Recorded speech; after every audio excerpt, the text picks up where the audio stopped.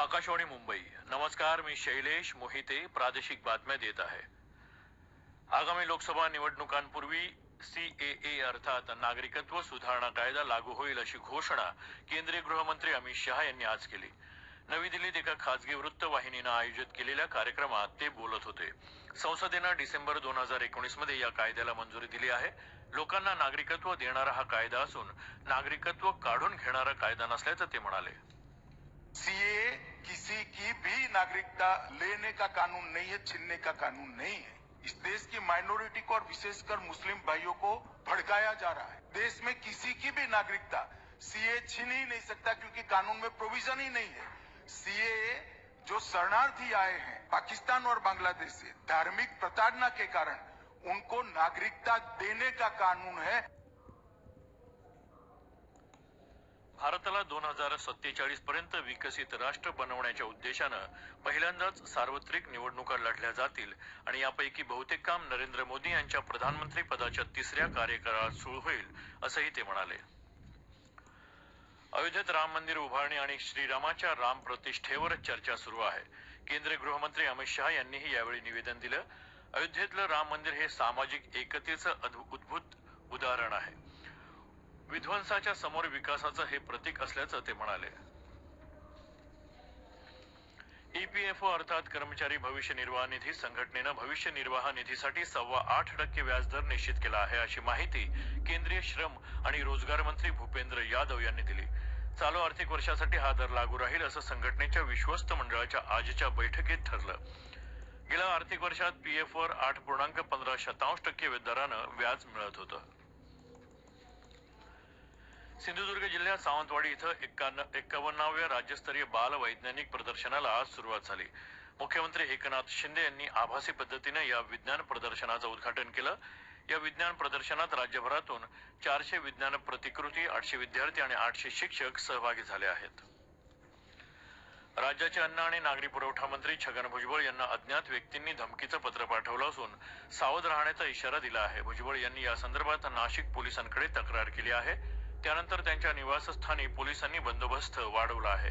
धमकीची पत्र आली तरी कोणतीही भूमिका बदलणार नसल्याचं छगन भुजबळ यांनी स्पष्ट केलं। राज्यातलं सरकार बरखास्त करून राष्ट्रपती राजवट लागू करा आणि ताबडतोब विधानसभा निवडणूक घेण्याची मागणी माजी मुख्यमंत्री उद्धव ठाकरे यांनी केली आहे। मुंबईत आयोजित पत्रकार परिषदेत ते बोलत होते।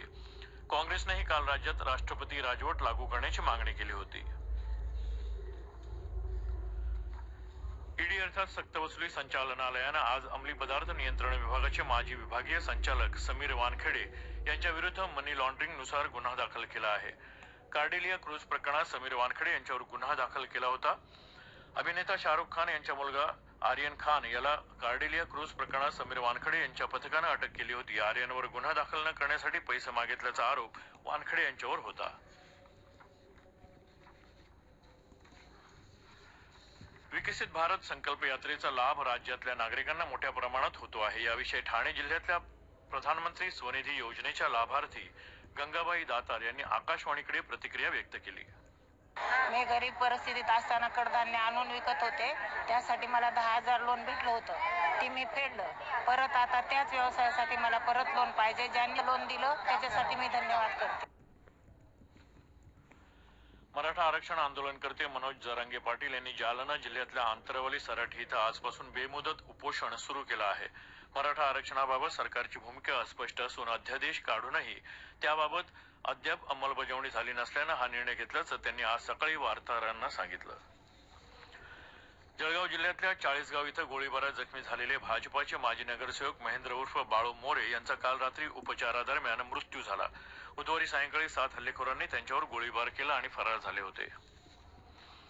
मुंबईची प्रीमियम एअरपोर्ट बस सेवा असलेल्या बेस्ट चलाव एअरपोर्ट एक्सप्रेसचं अधिकृतपणे आज उद्घाटन करण्यात आलं। एअरपोर्ट एक्सप्रेसच्या विमानतळावरून येथून दररोज 230 ट्रिप चालवल्या जाणार आहे। कुलाबा, बोरिवली, ठाणे आणि खारघर या मार्गावर ही बस धावेल।